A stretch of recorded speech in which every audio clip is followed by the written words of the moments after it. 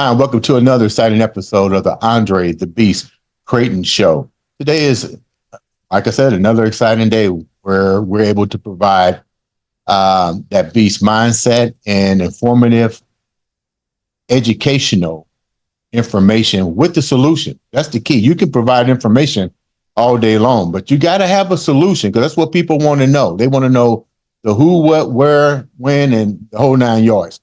Today, we're going to tap into caregiving and the responsibilities of a caregiver, and more importantly, who the caregivers are that we bring into our lives. Because usually that happens with a member of the household. It doesn't necessarily happen in the hospital. That's probably the first stage, but the final end stage begins with a family member or outsourcing.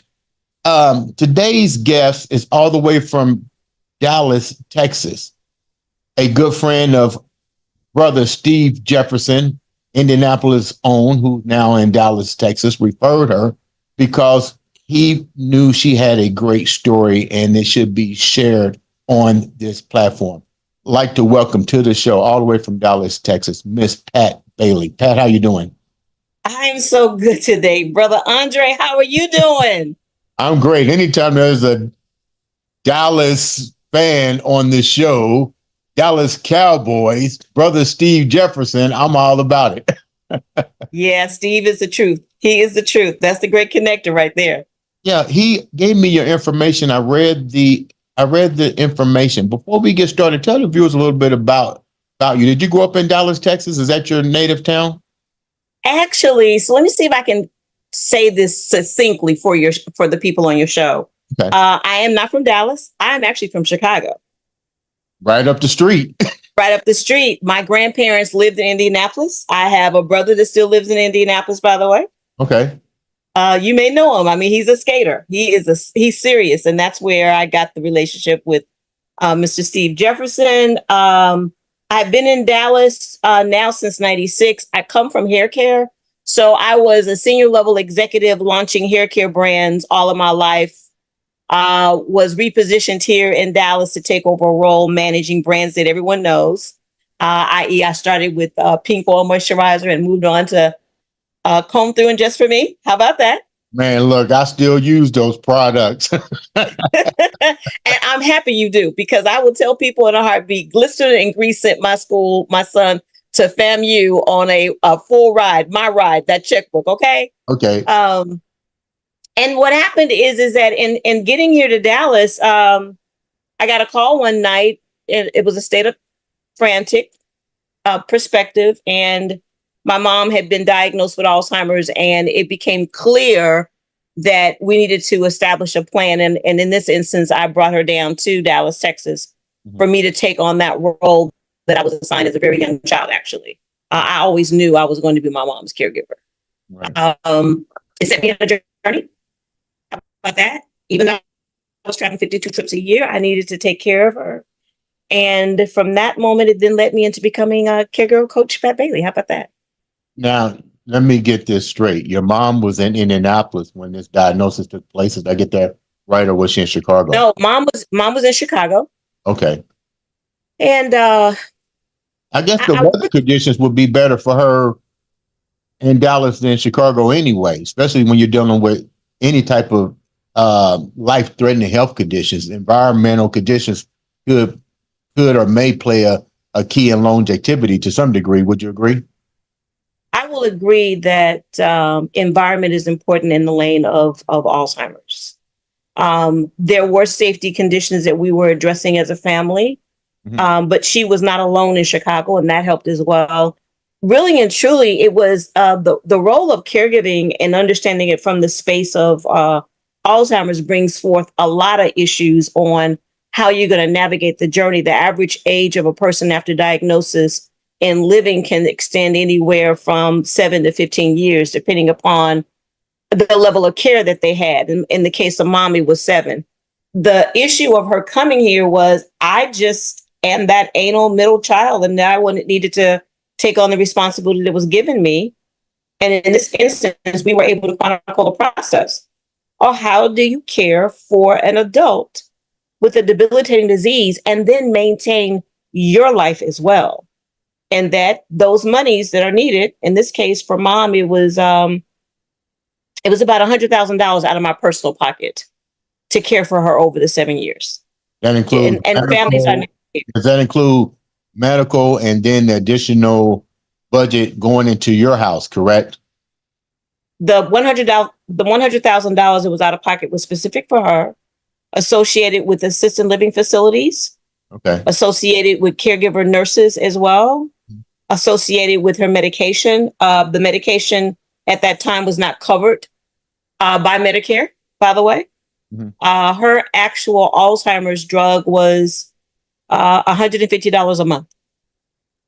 Let me go back a minute. Let me go back a minute. Let's educate people a little bit. Mm-hmm. You were in the beauty industry, so you had no former training with dealing with Alzheimer's, correct? Second, that is correct. Mm-hmm. Second, the information probably during that time was sketchy. I would assume we've advanced a lot since then. So now that limited you as well with providing adequate care once your mother comes into your presence from the assistant to your house. But let's go back a little bit further so people can understand. When was the signs of your mother's condition and starting to take place? And when did those stages worsen? And what were those stages that your family members, as well as yourself, started to notice with your mom? And I'm saying this so other people can at least get a blueprint on diagnosing, because self-care is first understanding the signs that may or may not be there before going to the doctor. So in answering your question, where were there signs? Yes. Did we know that they were being signs of Alzheimer's? No. Was information sketchy? Yes. Is information sketchy now? No. The information is out there, but most people don't know that they're looking at Alzheimer's and or dementia. Number one, they don't know what is Alzheimer's. They don't know that it is a cognitive deficiency, a cognitive decline, and usually executive function comes first. So that's number one.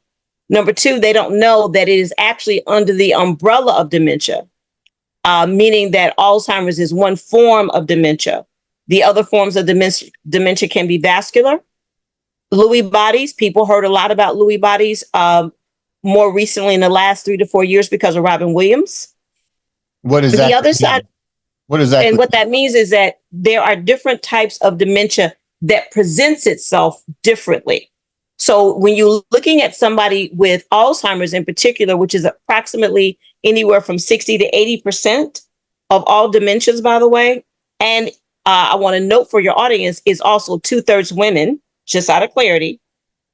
Executive functioning goes first. When my mother, who was a bank teller, could not address math and that she was in her own rights a mathematician, that is under the lane of executive functioning. There was a problem. We did not identify it, though, as Alzheimer's. And you're right. That was the earlier forms of Alzheimer's in our community. We're going back to the 90s in terms of when she was diagnosed.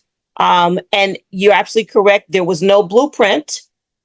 As I'm that avid reader, I'm in hair care, but I'm actually launching brands. I'm capable of talking to physicians and going into libraries to understand the condition itself. But when you start talking about how to care for the person with the disease, that's a different construct of a person having the disease and then understanding there is no cure today for Alzheimer's. Period. That's really sad. So yes. the ability to function at work begins to, our normal day things usually is the first sign. You mentioned something about Robin Williams. What did he have and what were those signs? Because I was under the impression that it was a lot. He had more of a depressional state, but you mentioned a particular illness that he had. Can you explain what that is?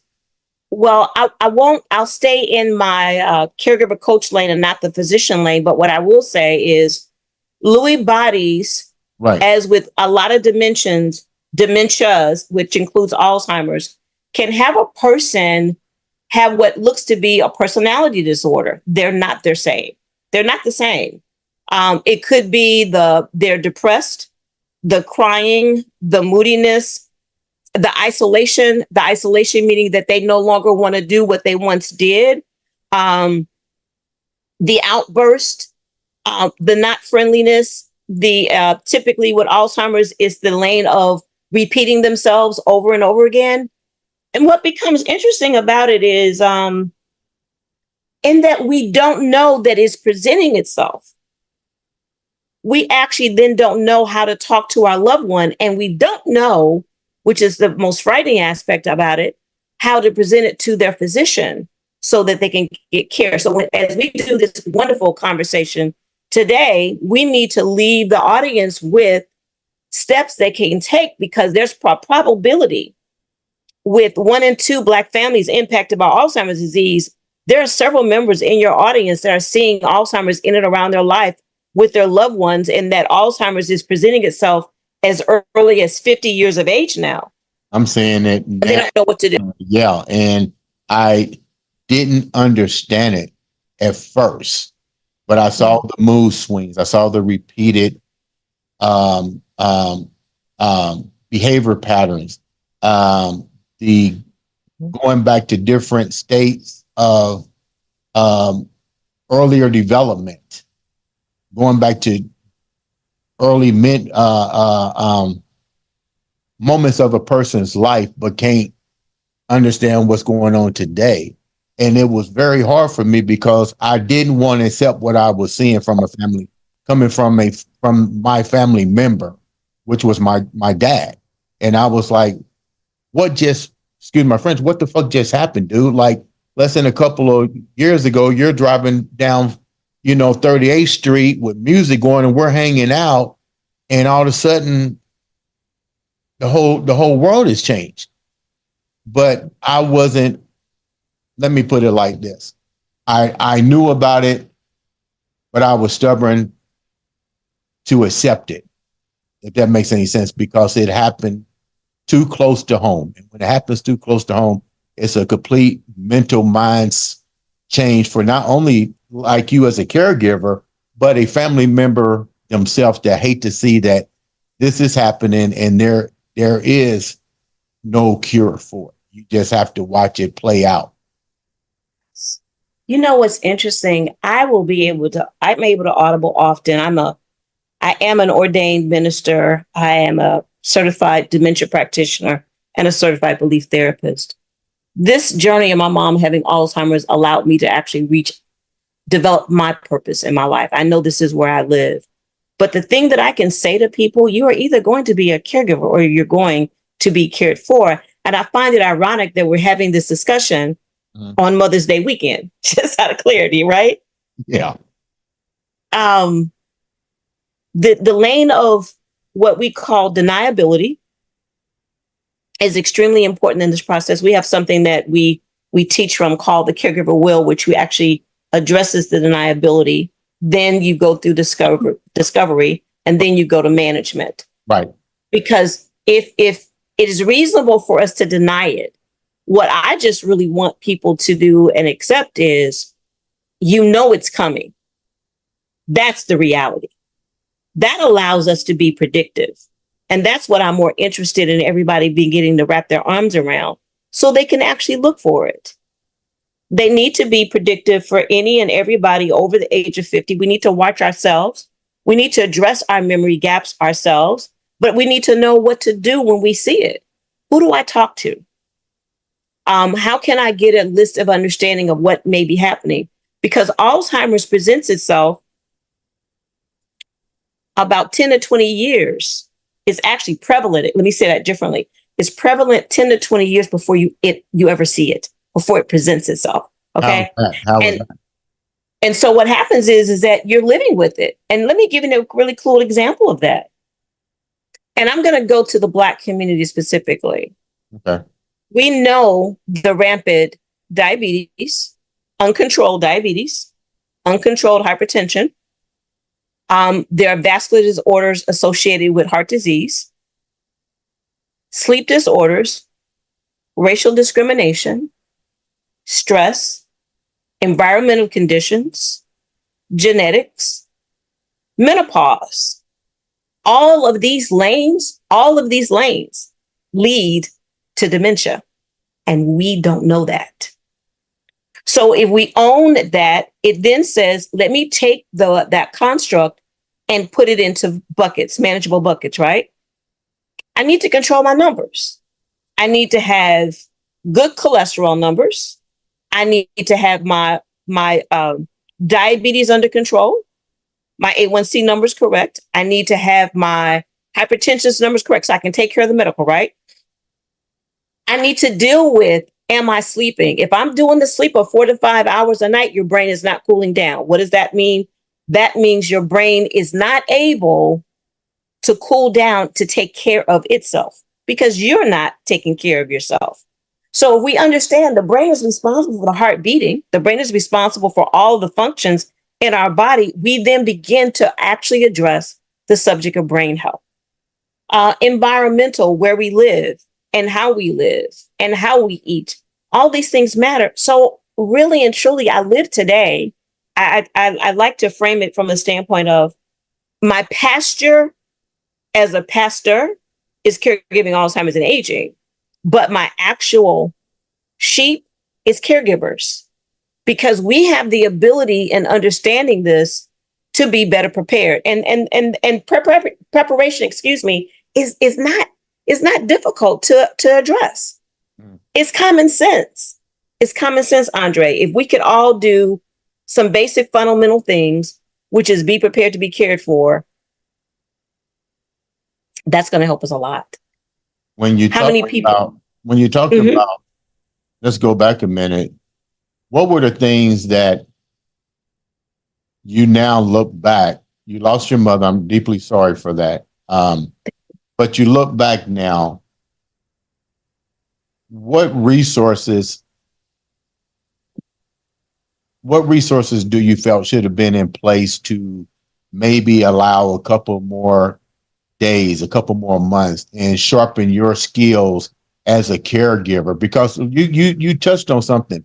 You're either going to be one or the other. You're going to give, or you're going to be that individual that needs it. I can honestly say that at the time in which we integrated into pathway of my mom's care and well-being, there was no gap of any life expectancy for her. We got in early. We really and truly did. I'm very, very proud of my siblings and the call that they had to me because I'm down in Dallas by myself. I've moved now. I've been here a year. And they're saying there's something wrong with mom. And my mom and I were actually co-owners of a little brownstone in Chicago. So our connective tissue over the years was every day and all day. Does that make sense? Mm-hmm. So that was a big change for her, my moving. But my family members were there in the building as well. That's what you do with family buildings and real estate. Nothing changed about her life expectancy. What did I learn along the way, though? What I learned along the way that was very powerful that everyone needs to understand is I wouldn't have been able to take care of my mom if I didn't have a power of attorney. And most people don't even know what that means relative to another human being. What does that mean so they can understand what a power of attorney is? So you have the ability while living and while cognitive, meaning you are still functioning, to give another individual the power of attorney to represent you in the area of life, medical, as well as financial. So right now, I'm 70. So my son actually has power of attorney in every one of those lanes. I was able to secure that for my mom. And let me tell you the importance of that, because now I'm in Texas, and I'm bringing her down. I now need to talk to physicians that don't know her. She was at a major facility in Chicago that knew her all of her life. Now I've got a new physician. If I didn't have that power of attorney, I cannot advocate for her. Does that make sense? Mm-hmm. Yeah. I cannot get control of her finances. Now here it is. She was a bank teller. She can no longer balance her checkbook. I've got to take over her finances as well. Social Security Administration is not going to talk to me if there's no power of attorney. If you don't have that document in place, you have to then move to lanes of a conservatorship where you've got to go to the court. You've got to petition for the rights to care for And that that individual. costs money and time. Yes. Months. Yes. Years. Yes. And you don't have that time, because in the interim, they're walking around, that particular individual with Alzheimer's is walking around still in the early stages, as if there's nothing wrong with them. They're going to be combative. They're going to disagree with you. You're not going to be able to get the keys away from daddy. You're not going to be able to stop mom from using those credit cards when scammers call her. You have no control. Does that make sense? Mm-hmm. So doesn't it also give you control over life and death too, if it gets to that point, correct? It really does. So DNR and DR, do not resuscitate, do resuscitate. You're able to deal with, do I need to address the will? Maybe they do have a will in place, maybe they don't. I will tell everybody, everyone needs to have a will in place with a power of attorney document, along with a TOD. What is a TOD? Transfer on death deed. Most families today at that age group, they have a home. Well, where's that home going to go? You want to have a transfer on death deed in consort with a will. These are the things that we're now able to do to help everyone be prepared, because it's coming at a rate of almost every 60 seconds. There is someone being diagnosed now with Alzheimer's. And the fact is 1 in 2 Black families, and we have discourse in the lane of trust. Why do you? You're talking about the crab in the bucket syndrome. You got it. I always tell people, when death knocks at the door, everybody comes that you never even heard about, trying to get what's theirs, which is really nothing in the end game. Where were you at 30, 40 years ago? They all show up at the table. Let's go back a little bit. And I know you may not have the numbers, but you stressed on something when you said, let's talk about minorities, people of color. But are there statistics to show that there is a difference between the numbers between people of color and other ethnic groups and our white counterparts? Because let's get real. Health management touches those in despair, those that don't have the resources, those that don't have the money. And that can be that's with any color or any race of people. So when you said the people of color, are we the highest number on that totem pole with the symptoms versus the other counterparts? So, answer to your question, there's 6.7 million people now in the U.S. with Alzheimer's. They predict that within the next 30 years, that number will jump to 18 million. Number two, African Americans, Blacks, African Americans are 2 times more likely to get Alzheimer's to the non-Hispanic whites. Hispanics being 1.5 times. So it's impacting people of color more than it's impacting our white counterparts. I actually can indicate for you that I on the other side of my business, I have the responsibility of being the marketing agency for the University of North Texas Health Science Center at Fort Worth and their health and aging brain study, health disparities, that is designed to actually get at the answer on why is Alzheimer's impacting people of color so aggressively, because we don't know why. We don't know why Alzheimer's is impacting any particular group. What we most assuredly do not know why is impacting people of color. In this particular study, the Health and Aging Brain Study, Health Disparities, is designed to actually get at that answer. So we are a target based upon a lot of probably varied reasons. The reason that I'm going to lean into the most is this: where we may have that primary care physician in our life, some do, some don't. You called it. You said deniability. Most families, when they see the actual presence of Alzheimer's, they always end up arguing with the person that has the disease. Yeah. Instead of saying, they're different. Why are they different? What can I do addressing this difference? Does that make sense? Yeah. If the potato salad doesn't taste the same, that's a problem. Does that make sense? Mm-hmm.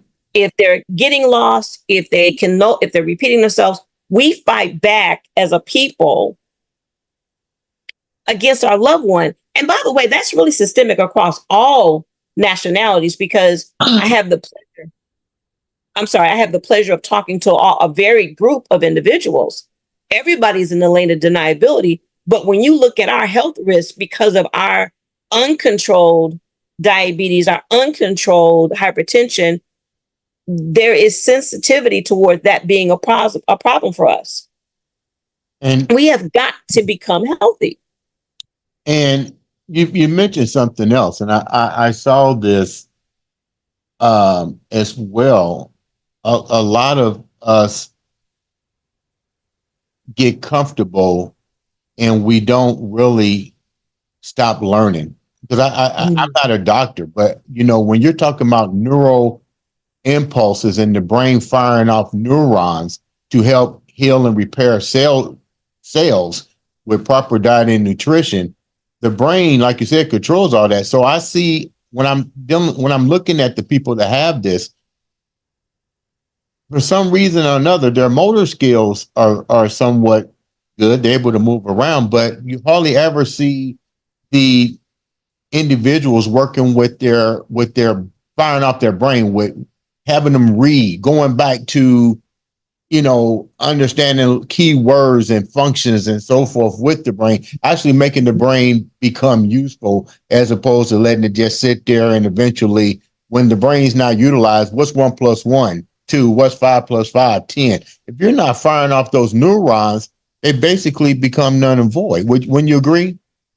Most assuredly. One of the things that is recommended as part of the lane of prevention, just out of what you just said, is good gosh darn sense, is that why aren't you exercising your brain? And you exercise your brain really in multiple ways, but 2 ways in particular that's easy for everybody is being physical. Do not become sedentary. Mm-hmm. Do not look at that retirement as an opportunity for you to go home and sit down on the couch. That's not what should be happening. Yeah, I see that. They do that all the time. You need to, if you are not perspiring, you are not executing good blood flow in your body. Mm-hmm. So you need to move. That's one. But as you mentioned, in terms of skills that actually impact cognition, memory games, Sudoku, playing chess, playing checkers, playing spades, anything that gets you to use the functions of counting and memorization, right, allows you to continue to create in the lane of neuron development. That's exactly what's going to happen. But that starts before you get to 65. That actually starts when you are in your 40s and your 50s, because interestingly enough, it's right around that age we begin to think about what retirement is. Mm-hmm. But what you need to do is you need to think about not necessarily the lane of retirement. You really need to think about that's an opportunity for you to actually have improved brain health. Does that make sense? Oh, yeah. But trust me, I get it. I'm always firing this brain like boom, boom, boom, boom, boom, because I know that controls every aspect of what I do every day. You have to fire those neurons. You have to, I tell people, you have to challenge your brain. Keep that beast mindset. Don't, because you're not selling cars no more, find something else to do. Always find something to be creative to keep you young. And if you stay, I tell people like this: age is a mindset. Mm. Illness is a mindset by you not being able to do what you need to do to take care of your health and your well-being. And it starts right here with your mind. Not saying that death isn't for everybody, because it is, but you can prolong a lot of stuff just by doing, like you said, simple things, good health, make sure your environment is good, and training your brain to be functional instead of just sitting there. You know what? You have a question. I'm sorry. Excuse me. How is this really, and first of all, thank you for what you're doing to bring awareness to this topic, especially not only for our people, but people in general, because this is hitting everybody. It's not a black or white thing. It's just a matter of who's going to get it and what are you prepared to do to either be the caregiver or the person that has it. Thank you for coming on and sharing that. But how has this changed your whole life? Because being a caregiver, that's 24/7. Your social life is on pause. Everything you do is on hold right now. And there's no time limit because you don't know how long it's going to be on hold. Even if it's on hold for 24 hours, it's changed your life to some degree. So I need to say thank you to you. It's really powerful that you're giving your platform an opportunity to have this particular type of discussion. It's also powerful to note that the average caregiver spends anywhere from 20 to 40 hours a week outside of their regular everyday to care for another human being. It is extremely stressful, is extremely difficult. It is a little bit different. It's not the same as caring for a child. A child is structured to begin to listen to you at certain phases of the development. The adult person knows they should not have to give you that power. They are not trained to allow you to take care of them in that type of construct. So it's complicated. So when you look at how it has changed my life, my whole life now is caregiving, Alzheimer's, and aging, both in terms of the consulting side with the university, but even more importantly, with my business, Finding New Tomorrows, where I'm caregiver coach. In this instance, I actually coach corporations and ministries, corporations for their employees, and ministries for the people in the pews. I counsel family members. The whole goal and objective is in providing the respite care that people need to be able to take a break as a caregiver. That's what we're foundationally about. But the training and the how-to is everything. I am following what God placed on me, that if you can be a part of what became one of the largest segments ever in the consumer packaged goods industry as it relates to Black hair care, I need you to help my families understand how to care for each other, because they no longer know how. They're in denial about it. And you need to raise the banner. And so with this, June 15th, my book comes out, Andre. I'm so excited. Oh, tell me about the book real quick. What's the book called? It's a generational caregiver guide. Okay. Doesn't that make sense? It's a generational caregiver guide. It's actually a hope-filled Alzheimer's and aging journey for families. And we literally get into praying for you, telling the personal story, my story and other caregiver stories that I've been exposed to, and then giving you solutions. How about that? Yeah. That's June 15th. People will be able to find that on our findingnewtomorrows.com platform. But the whole objective is to get people trained on how to care for your loved ones, because we don't know how. Before we wrap up, what are three, you wrote this book, this guide. What are three important things in this book that people really need to come to grips with that they normally would not even think it is a important issue dealing with a loved one? The number one issue, I really want people, when they get access to this book, to understand what they need to do for themselves to care for another human being and to care for themselves at the same time.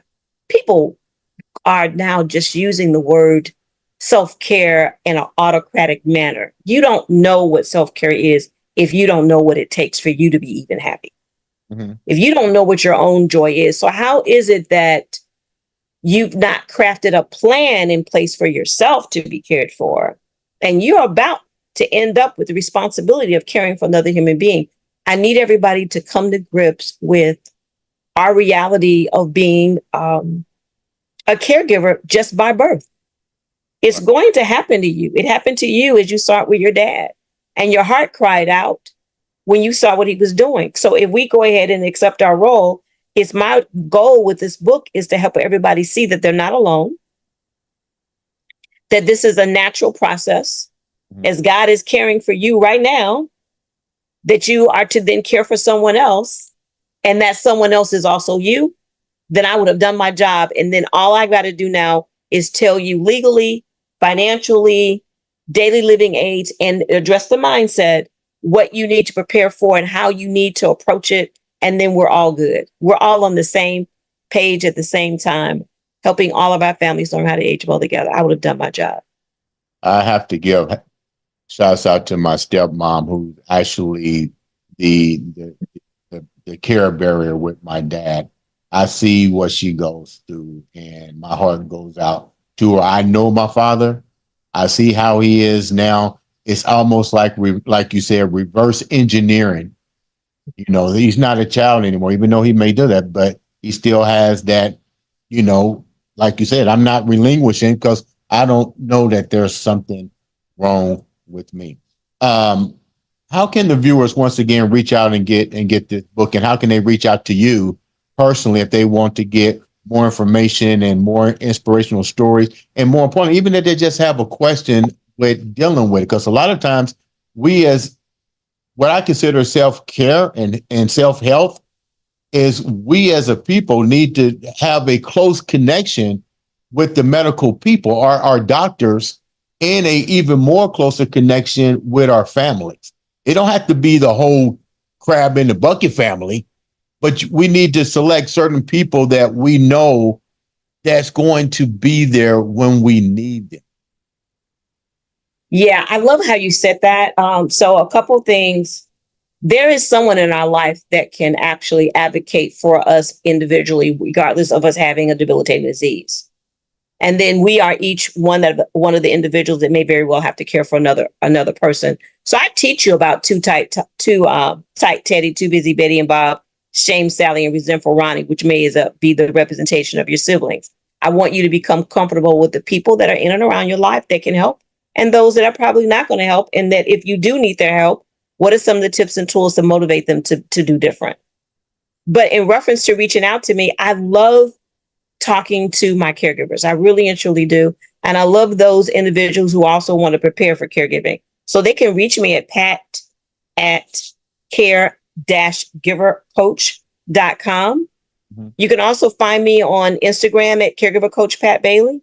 There you can DM me. I'm available for talks. I'm available for training. I'm available to provide programs for corporations. We've done a lot of that, by the way, with employee resource groups lately. And you can also look for credible information at our website at findingnewtomorrows.com. I'm not going anywhere. And I know you're going to put this out on your feed as well. Oh, yeah. But it's been a great joy to have this discussion with you today. Let me ask one more question before we end. You mentioned corporate. What is corporate role now? What is their role as it comes to dealing with dementia and Alzheimer's? Is it because the fact that they have to worry about the retirement age factor and out-of-pocket expense? Are they trying to address it before? Are they working with doctors, a independent medical staff, I guess, to say, when do we need to address this? Because you're right. And it's something to think about.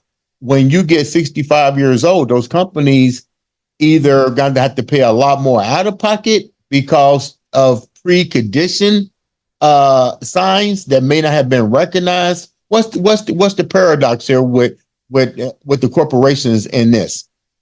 So to give a perspective on why the corporate approach, I was a corporate citizen.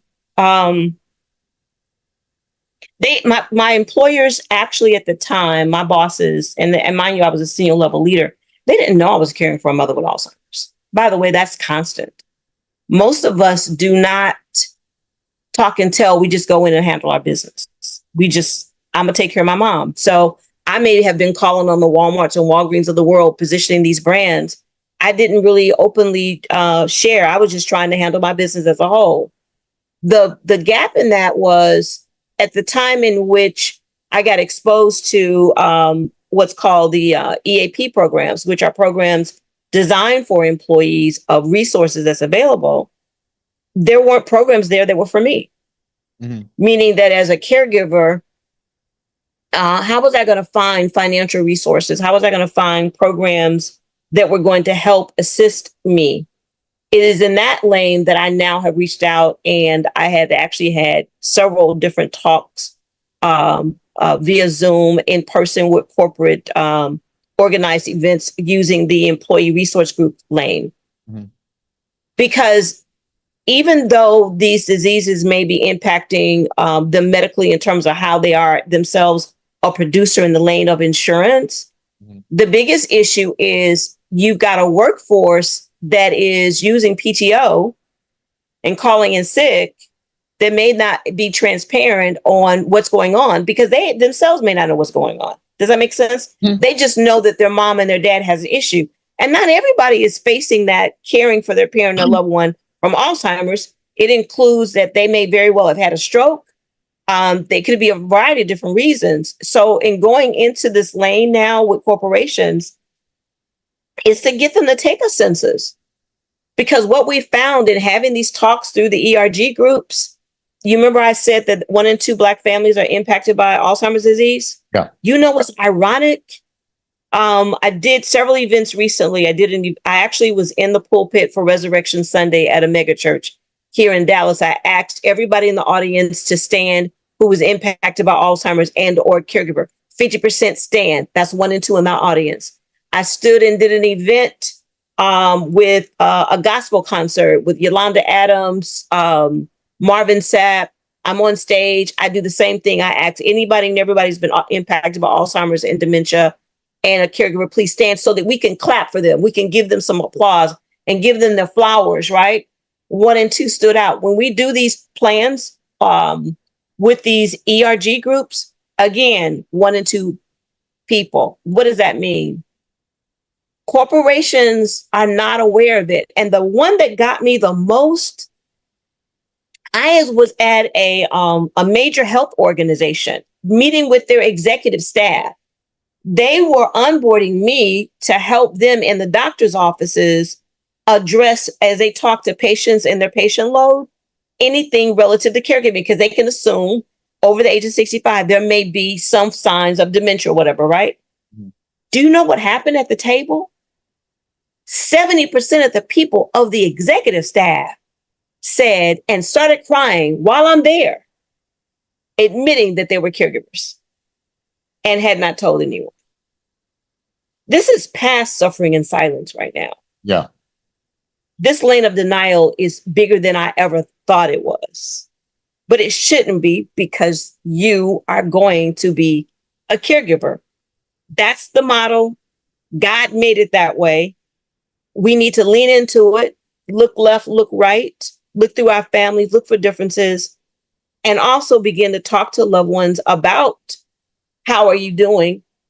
Are you caring for anybody? We should make it a topic of a conversation for every picnic we're going to have, for every family union that's coming up, for every Mother's Day brunch that's going to have right now, because they're going to leave that brunch and go back to a possible caregiver role. And you never know, but you should predict it. And that's what we should do. Where can victims get, what are some of the resources that people can go to get help, like transportation for loved ones, food assistance? They have to work, somebody to come in and check on the loved ones that may need it. Like, what are 3 of the main resources that people should start with for help outside of their family care provider? So this is what I heard. I have 3 lanes typically that I send people through. I'm going to take you through one that's going to be the awareness of the legal lane, the financial lane, and then the daily resources. Okay. Under the daily resources, which is what you're framing right now, through Health and Human Services, typically by state, aging is local. Everybody needs to understand that the way the monies flow, Medicaid monies come back down to the state after taxes, right?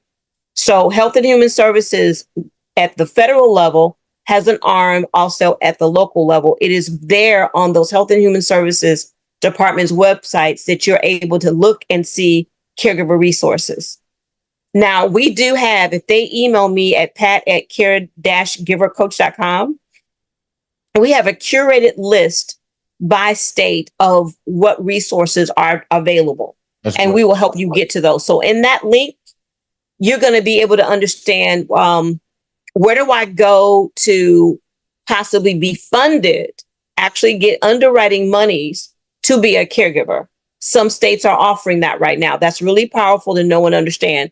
In this instance, you can have someone within your family be paid as a caregiver or yourself be paid as a caregiver. Some funds are run out over a period of time that are grant related, some are not. So we help you understand that. We link you through an understanding about Medicaid.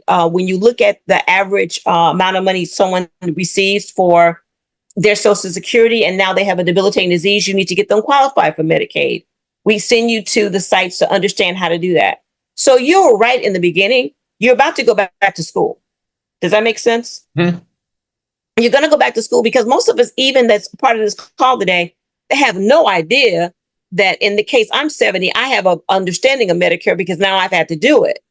I really wish I spent more time at 55 knowing the way Medicare really works. Does that make sense? Mm-hmm.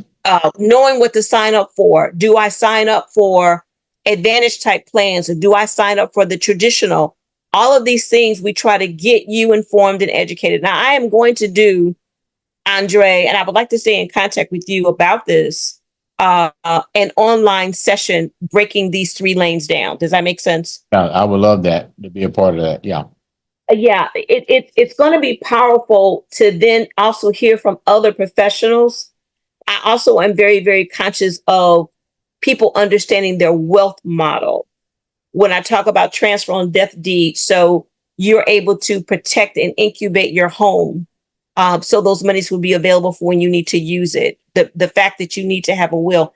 I am very encouraged to take our families through all of that for the individuals as a whole that's over the age of 50, but also so they can prepare their parents. Because unfortunately you can't advocate otherwise. So we need to go to class, right? Yeah. We need to go through this Finding New Tomorrow's University. Yeah. That's what we need to do on caregiving, and I'm happy to do it. And I'm so happy you're bringing this to your audience today. Very, very much so. Thank you so much. Make sure you guys reach out to Miss Bailey, and if you're suffering in silence, there's no need to suffer anymore.